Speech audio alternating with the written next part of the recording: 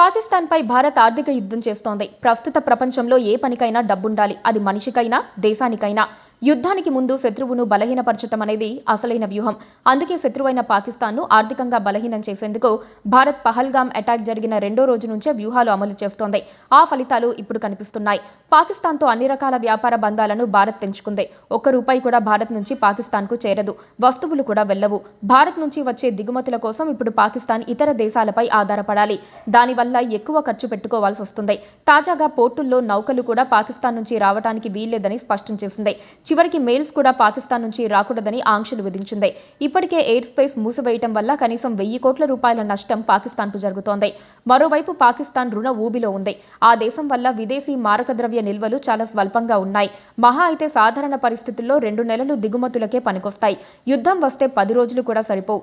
మరోవైపు అంతర్జాతీయ ఆర్థిక సంస్థల నుంచి రుణాలు, ఇతర నిధులు ఇవ్వడాన్ని భారత్ తీవ్రంగా వ్యతిరేకిస్తోంది.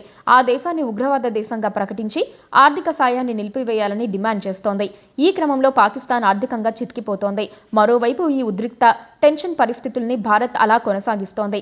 దీనివల్ల పాకిస్తాన్ ప్రభుత్వం సన్నద్ధమవుతోంది. కానీ ఏం చేయాలో అర్థం కాని పరిస్థితి ఏర్పడింది. ఆ దేశానికి వచ్చేవారు తగ్గిపోయారు. కనీసం పాకిస్తాన్ ఎయిర్ స్పేస్ నుంచి ప్రయాణించేందుకు భయపడుతున్నారు. ఇక విదేశీ మారక ద్రవ్యం పాకిస్తాన్ వద్ద చాలా తక్కువగా ఉంది. ఆ దేశం ఇప్పటికే అప్పుల్లో ఉంది. విదేశీ మారక ద్రవ్యం కూడా పరిమితంగానే ఉంది. పాకిస్తాన్ విదేశీ మారక ద్రవ్య నిల్వలు కేవలం $16 బిలియన్ ఉన్నాయి. ఈ నిల్వలు కేవలం 2 నెలల దిగుమతులకు సరిపోతాయి. ఆ తర్వాత వారు ఇబ్బంది పడాల్సి వస్తుంది.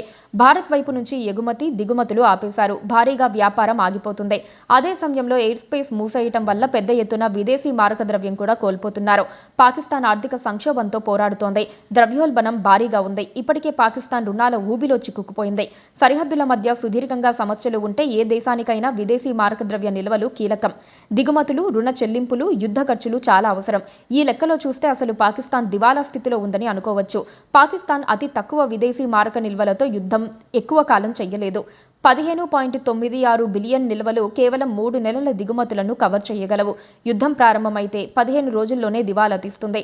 యుద్ధ సమయంలో ఇంధనం, ఆయుధాలు మరియు ఆహార దిగుమతుల కోసం అవసరమైన విదేశీ కరెన్సీని సమకూర్చడం పాకిస్తాన్కు సాధ్యం కాదు. పాక్ కోసం తాము అండగా ఉంటామని చైనా చెబుతోంది. చైనా సాయం పాకిస్తాన్కు అప్పివ్వటం వరకే ఉంటుంది. అది కూడా బాంబులు, మందుగుండు సామాగ్రి ఇస్తుంది. వాటిని దీపావళి టపాసులు కాల్చుకున్నట్లుగా కాల్చుకుని పాక్ సైనికులు చేతులు కాల్చుకోవటం తప్ప ఏమీ చేయలేరు. కానీ చైనా రుణం మాత్రం నెత్తిమీదుంటుంది. శ్రీలంక సహా అనేక దేశాల్ని చైనా ఎలా అప్పులిచ్చి గుప్పెట్లో పెట్టుకుందో పాకిస్తాన్ను అలాగే కబ్జా చేసేస్తుంది. యుద్ధం అంటూ జరిగితే ముందుగా పాకిస్తాన్ను గెలిచేది చైనానే. మొత్తంగా పాకిస్తాన్పై ఆర్థిక యుద్ధంలో భారత్ ఇప్పటికే ఘన విజయాలు సాధిస్తోంది. Please subscribe to KTV Telugu. KTV Telugu. KTV Telugu channel.